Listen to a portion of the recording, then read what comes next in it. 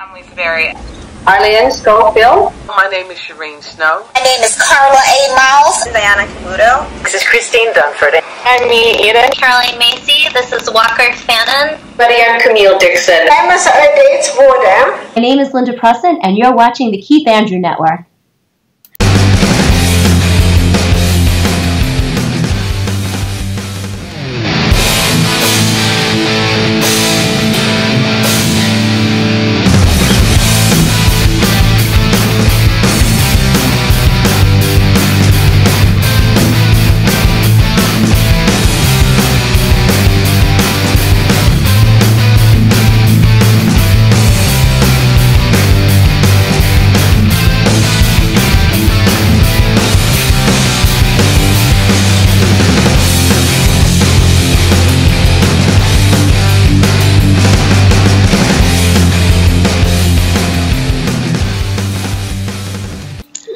Ladies and gentlemen, welcome to the Keith Andrew Network. I am your host, Keith Andrew. Along here, it's Alex Fernandez. And I just want to say thank you for accepting my request. And for people who want to know what my talk show is about, the whole point of my talk show is to show people that even with having a learning disability, I can still amount to something. And at the same time, I'm able to turn myself into an example for people out there dealing with any types of learning disabilities and disabilities. But you should never give up, and you should prove to people you can still amount to something. And then able to show them that labels do not dictate who you are and who you want to be, and you should prove to them you can break the labels. So that being said, half hour every time, and starting off, what can you tell us about yourself? Well, my name is, first of all, thank you for inviting me on your show. My name is Alex Fernandez. I'm an independent filmmaker based out of Brooklyn. I have two award-winning shows. One is called Body Jumpers Resurrection. It's a sci-fi series, sci-fi/fantasy, because it's about superheroes. And I have one called Alex Fernandez's Dawn, which is about a vampire who works for God. And then I just recently created another series called Alex Fernandez's Silent Stories, which is an homage to classic Hollywood films, black and white silent films. So it's short stories, but there's no dialogue in it. And now I'm working on a show that's going to be shot in LA. It's based in LA, called The Aurora Chronicles of a Hero. Oh, nice. What can you tell us about that? Well, it's for my other show, my prior shows that I mentioned before, I basically do everything by myself. I write, I edit, I direct, I do the special effects, I create the posters. But for Aurora, it's the first time that I actually have a budget and a team behind me. But it's a story about Lori Walker, who's the CEO of a company called Aeropus Corporation. They're an aeronautics company. Who she was born with powers, but she kept it a secret her whole life, and now she decides to use them to protect her city. So she basically becomes a superhero, and along the way, she's chronicling her journey. Yeah, that's pretty cool. And how did you come up with the idea? Well, the producer, he loves body jumpers. The whole superhero thing in New York and everything. He said you should come up with a superhero show that takes place in LA with LA heroes and LA villains. And so that's how that came about. Our main villain is going to be played by Angelica Bridges. She's from Baywatch. She was from the original Baywatch. She played a lieutenant on that. And she was in Mortal Kombat, Conquest, the TV series. She was in a lot of stuff. And she's going to be our main villain. And then our main hero is going to be played by a young lady called Tiffany Villalobos. She'll be playing Lori Walker / Aurora. All right. What about who influenced you to start Body Jumpers? How did that come about? That basically came about because I was a stay-home dad, And my friend said, "Well, you have all these skills that you learned from film school. You should do something. You should create something." And that's how Body Jumpers came about. I said, "Okay, I think I want to do a web series about an African American female who's a superhero. She could fly. She could do it all. She's saving people, but nobody knows it." That was the original concept. And then it just started off with short episodes, like 4 minutes, and then the next episode was like 5 minutes. Each episode got like a minute longer. By the time I got to episode 10, the episodes were about 15 minutes long, and so now all the episodes for the shows are usually 15 minutes long. All right. Also, was there any subjects you wanted to talk about? Is there anything you wanted to promote? This is your time, after all. Uh, no, not really. I mean, I just I like to always thank my cast of Body Jumpers, Resurrection, which stars Gina Lu. She's a fantastic actress. And then the cast of Dawn. The series lead is Victoria Amber. She plays Dawn. She's also an amazing actress. I've just been blessed with an amazing cast. Yeah. Hey, well, the next question I was going to ask you, just looking at your profile, is that you mentioned you're a creator and director. What other films do you have in the process of being worked on, and how do you go about recruiting people? Well, what I'm working on now is the new series Aurora that takes place in LA. I just came back from LA a few days ago. I was there. I cast the show.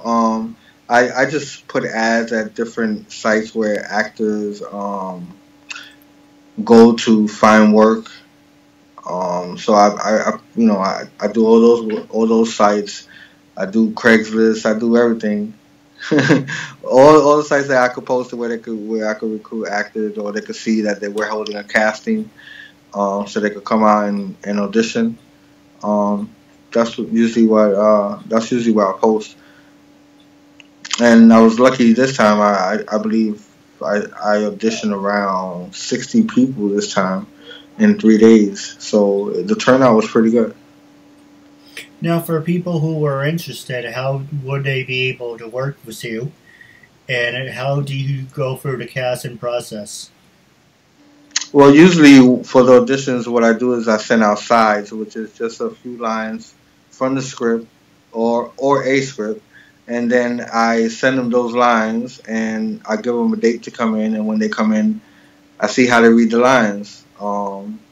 Sometimes I may read them for a certain part, but that may not be the part they get. They may read, and then I may think, oh wow, you know what, you'd be actually good for this part.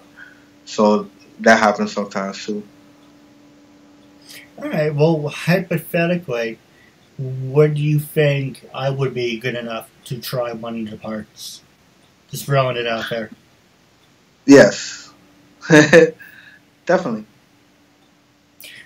Now, just by the look of my appearance, what if you had like a certain part in mind? Would you think I'd be like a bodyguard? Do you think I could be like a mobster? Hypothetically, I would go for the tech guy, the guy that builds all the type of gadgets, or that kind of that kind of character. all right. Well, I more see myself like a CEO, but I guess I can try a tech guy, right? Right.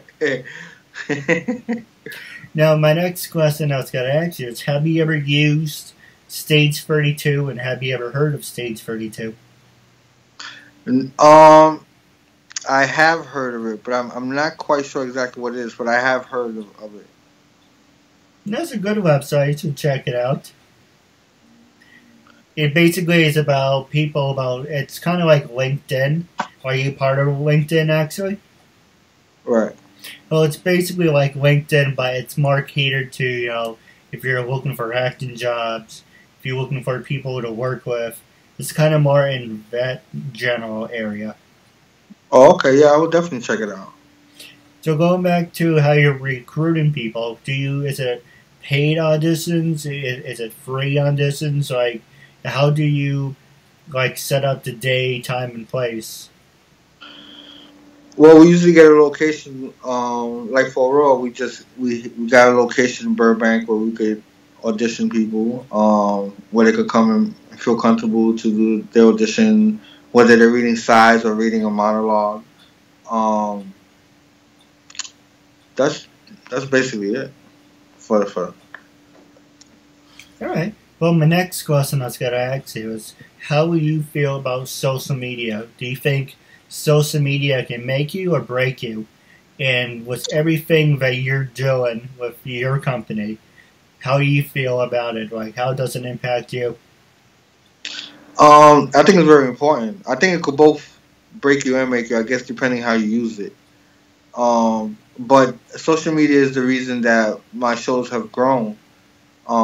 It's the reason I have fans in the Philippines and in France and Ireland and Switzerland because of the internet. So people from all over the world are able to tune in and check it out, or find it while they're searching online or something or whatever. Come across the Facebook page or come across our Instagram, a photo on Instagram, and that's how our base has really grown. So I think it's very important.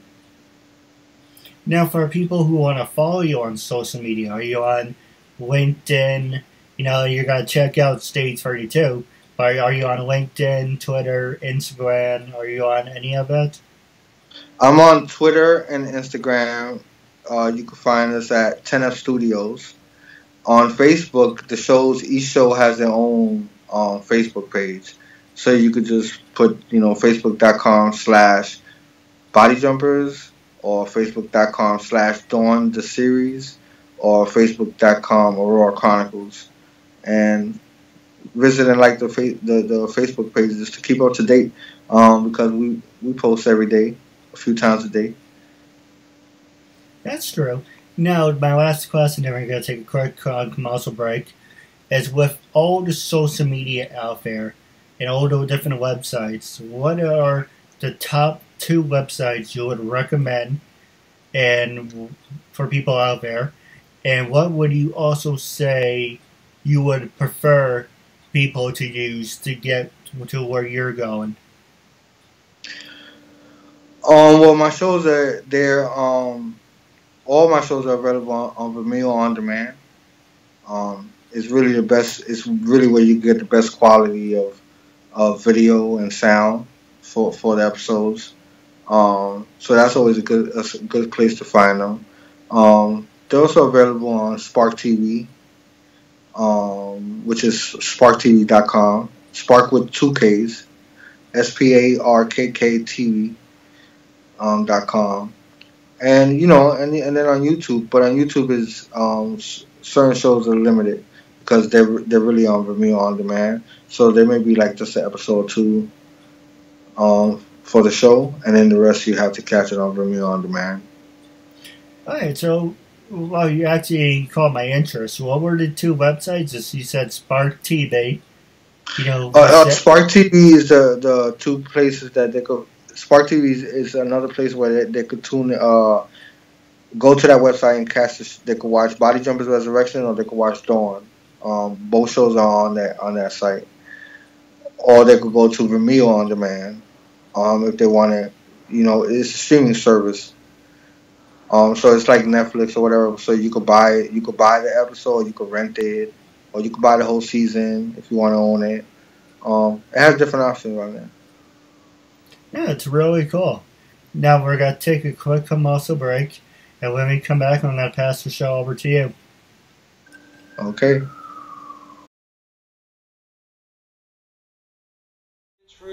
Me, Mark Medley. Hi everybody, this is Mark Neely. Barry Papick. This is Peter Bruno. My name is Kyle Collier. This is Julio Santiago, better known as Dynamite. I'm Richard Epcar. Orange Chow. This is Kerrigan Mahan. This is Goldar.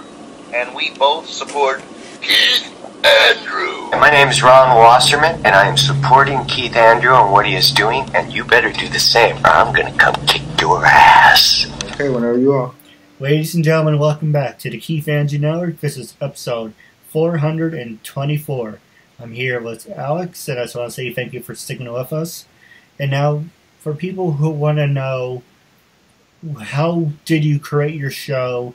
How did you get the fan following? And if you had to compare your show to my show, what were some of the tips you would give to me and our viewers who want to create a show? Like, what was the process, the 1 to 5? Well, the way I create my shows is actually first you got to have an idea. What's going to be the premise of your show? Whatever it's going to be, whether it's going to be a drama, a romantic, comedy, whatever it is, action, adventure. You come up with that first, and then you come up with the characters in that world and the kind of like the message that you want to get across in your story. Then you get to casting. You got to find the right people that you imagine in your head when they read those lines. You say, "Yep, that's exactly the person that I was looking for." You know it right away. And then after that, you got to get the costumes together because your characters need a certain look in whatever world you're trying to create. Even if it's just contemporary, I mean, you still have to get the look together for them. And then after that is process of shooting, and then editing, and then doing the effects. In my case, doing the visual effects, and putting it all together, the music, sounds, and then once I'm done, it's always a very gratifying feeling once I'm done with an episode. It's like, whoa, I did another episode, awesome, because I find that a lot of people don't get past like their first. They'll do like maybe one episode, and then they'll see how difficult it is, and they'll either give up because no funding or whatever. But I've been lucky. I've been able to find people that do it for the same reason I do, is because we love it, and everything else that came after it has been a bonus. The awards, the being invited to events, being able to speak to people, to meet fans. All that is bonus, because even if none of that happened, I will still continue to tell stories. That's what I really enjoy and love doing. Yeah, I agree. And you are an inspiration for people out there. I like to think that I am an inspiration, but just as you're hearing your story and everything you went through, you're actually more of an inspiration. Thank you. Now, I do have a couple questions. We're wrapping up our interview. And the first one is, how can people follow you on social media? I know we mentioned a couple of websites, but this is your time to plug it. And also, my last question for you is, when I first approached you to be a guest on the talk show, what was your first reaction to the email, and what made you say yes? I always say yes to interviews and chances to speak with people, to answer questions. So if one person from listening to your show, watching your show, ends up checking out my show, then that's one more person than it was yesterday. So I'm happy. So I'm always willing to sit down and chat with people and just talk. It's one of the perks of being a filmmaker. It's being able to just, tell my story or inspire somebody to pick up a camera and be like, what? Well, he does everything by himself. I could do it too. And they can go do it and tell their stories. And, we can always use more filmmakers in the world. No, absolutely. It's hard finding good people. Find assholes, all you have to do is walk out the window. Yep, pretty much. You don't got to go far for that. But you know what to say about karma. It's all about making a difference in somebody's life, no matter how big or small. But it's always the thought that counts. Yep. Because when we die, it's how you want to be remembered. Exactly. But with that being said, it was a real honor and privilege having you as a guest on the talk show. And I'm looking forward to part 2 down the road. Thanks so much for having me. I really appreciate it.